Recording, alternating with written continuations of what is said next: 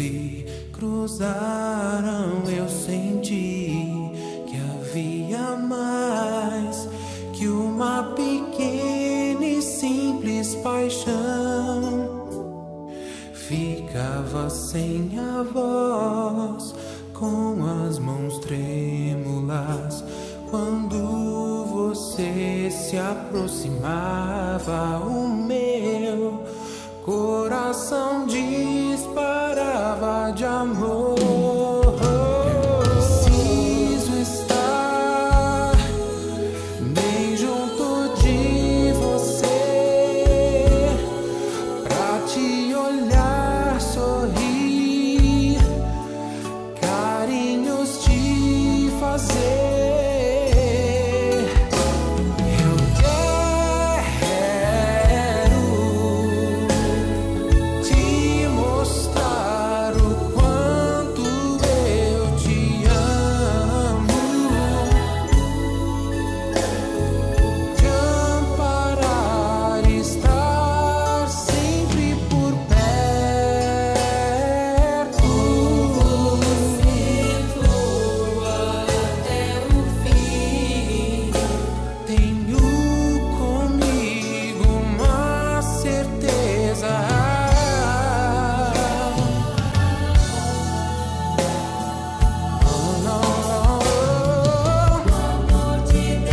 O amor de Deus me invadiu.